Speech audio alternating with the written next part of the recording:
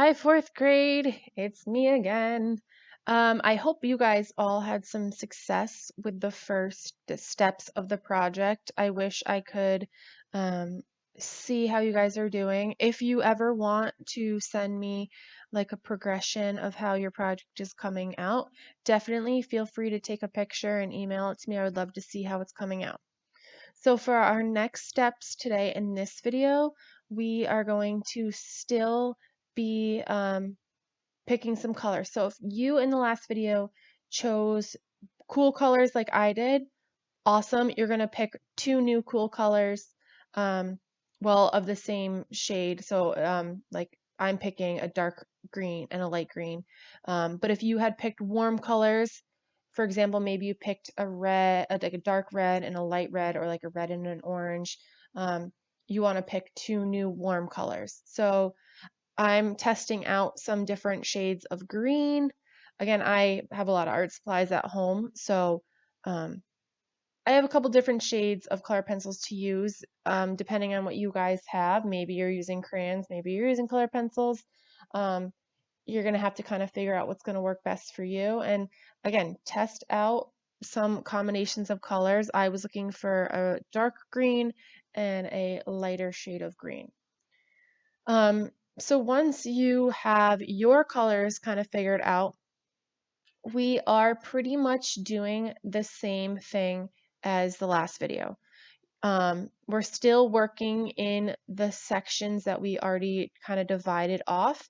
And same thing, we're taking our darker shade and we're really making a dark shade on the outer edges of the section and then slowly adding less and less pressure and lightening the shade as you work your way in towards the middle of your space. And then you're going in with that lighter shade of your color and you are kind of adding to it to give it a little bit more of like depth. It's going to give you more of this like 3D effect. And then it's really important to remember to leave the very middle of that space white. That's going to give it kind of like a shiny highlight look to it. Okay. Um, when you guys are coloring, as fourth graders, you should have nice, even coloring. I shouldn't be seeing scribble, scrabble. Um, I shouldn't see that you're going outside the lines.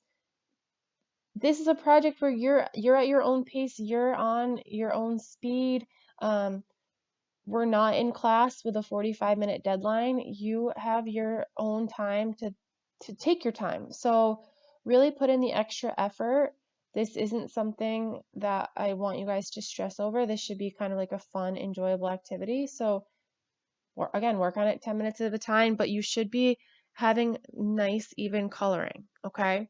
Um, if I had never went over this in class, or if you do not know this, if you use the side of the tip of your color pencil, um, it helps give it kind of a more even shading to it when you're coloring. It makes it look less um, scribbly. It gives it just kind of like an even shade. So if you kind of tilt your color pencil towards the side and use the tip of the color pencil, it will help you get a more even shading. Um, so that's pretty much for it for that is pretty much it for this video. You're just still kind of doing the same thing with those two new colors that you picked. You should be working your way all the way around into each section. And then once you have that done, then that's it for the week. So I will be posting another video next week for your other steps. Um, make sure that you don't really go and do anything other than what I show you in each video because it could be something different than what you assume might happen. Um, but yeah, definitely send me pictures if you guys want to show me how yours is progressing. I would love to see it. I'd love to share it out on my art Twitter that the school um, shares things from too. So yeah, hopefully you guys have fun and I'll chat with you in the next video.